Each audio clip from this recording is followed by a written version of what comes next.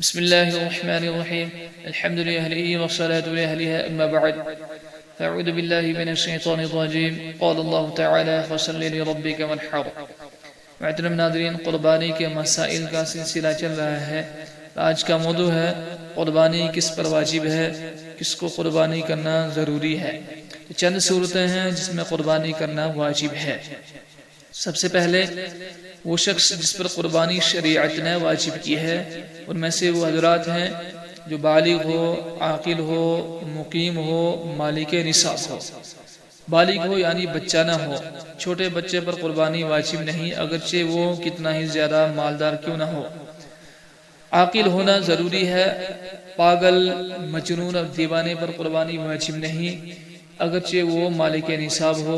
نہ خود اس پر قربانی واجب ہے، نہ اس کی طرف سے اس کے ولی پر قربانی کرنا واجب ہے۔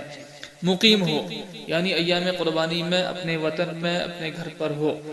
اگر کوئی شخص شرعی قاعدے کے مطابق ایام قربانی میں اپنے گھر سے 48 میل کی دوری پر یا اس سے زیادہ زائد سفر کر کے کہیں دور چلا گیا ہو، اگرچہ وہ مالدار ہے، اس پر قربانی واجب نہیں۔ لیکن اگر وہ شخص ان ایام قربانی میں 10، 11 اور 12 ذی الحجہ کے سورج غروب ہونے سے پہلے اپنے گھر واپس آ جاتا ہے تو اس پر قربانی واجب ہوگی۔ مالک نصاب ہو یعنی جس شخص کے پاس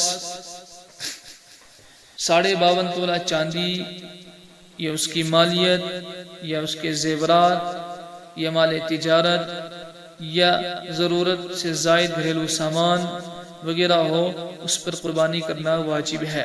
اور ان چیزوں پر سال بھر کا گزرنا بھی شرط نہیں۔ یعنی جس شخص کے پاس رہائشی مکان، کھانے پینے کا سامان، استعمال کے کپڑوں اور روزمرہ کی استعمال کی دوسری چیزوں کے علاوہ 52.5 تولہ چاندی کی مالیت کا نقد روپیہ یا مال تجارت یا دیگر سامان ہو، اس پر قربانی کرنا واجب ہے۔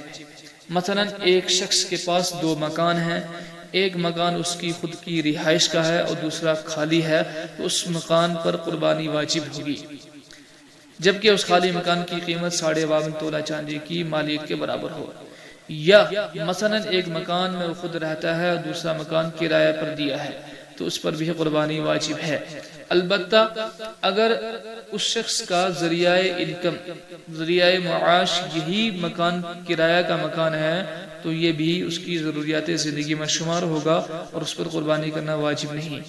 اور اگر اس شخص کی انکم کا کوئی دوسرا ذریعہ بھی ہے تو پھر اس مکان پر قربانی واجب ہوگی۔ یا مثلا کسی کے پاس 2 پلاٹ ہیں، ایک اس کے سکونتی مکان کے لیے ہے کہ اس نے خود کا مکان بنانا ہے، اور دوسرا پلاٹ اس کا زائد ہے، تو دوسرے پلاٹ کی قیمت پر جبکہ وہ 52.5 تولہ چاندی کی مالیت کے برابر ہو، اس پر قربانی واجب ہوگی۔ ایک شخص کے پاس ہل جوتنے کے لیے بیل ہیں اور دودھ کے لیے گائے اور بھینس ہیں، اور اس کے علاوہ ایک گائے، ایک بھینس کے علاوہ اور 2 بیل کے علاوہ اس کے پاس اگر مویشی ہیں، جانور ہیں، تو ان کی مالیت اگر 52.5 تولہ چاندی کی قیمت کو پہنچتی ہے تو بھی اس پر قربانی کرنا واجب ہے۔ عورت کا مہر یا اس کی طرف اس کے میکے والوں کی طرف سے دیا ہوا سامان، اس کی مالیت، اس کے زائد کپڑے اور دیگر گھر کا سامان، برتن وغیرہ اگر انسان اس کے پاس ہیں اور ان کی قیمت 52.5 تولہ چاندی کو پہنچتی ہے تو بھی اس پر قربانی کرنا واجب ہے۔ جس طرح مرد پر قربانی واجب ہے، اسی طرح عورت پر بھی قربانی کرنا واجب ہے۔ یا مسئلہ یہ ہے کہ انسان کے پاس 2 موبائل ہیں، ایک موبائل تو اس کی ضرورت کا ہے، دوسرا موبائل زائد ہے، اس دوسرے موبائل کی مالیت پر بھی قربانی واجب ہوگی، جبکہ اس کی قیمت بھی ملا کر دوسری چیزوں کو ملا کر 52.5 تولہ چاندی کو پہنچتی ہے۔ مگر مثلا ایک انسان کے پاس 2 گاڑیاں ہیں، ایک اس کے عام استعمال کی ہے، دوسری اس کی ضرورت سے زائد، تو بھی اس پر قربانی کرنا واجب ہے۔ ایک شخص ملازم ہے، اس کی ماہانہ تنخواہ سے اس کے اہل و عیال کی گزر بسر ہوتی ہے، اس سے زائد کچھ بچتا نہیں، تو اس پر قربانی کرنا واجب نہیں۔ جبکہ اس کے پاس کوئی اور مالیت نہ ہو، کوئی بینک بیلنس وغیرہ نہ ہو تو قربانی واجب نہیں۔ اور اگر دوسرا کوئی اس کے پاس مالیت ہے تو وہ مالیت اگر اس کی 52.5 تولہ چاندی کی برابر ہوگی تو قربانی واجب۔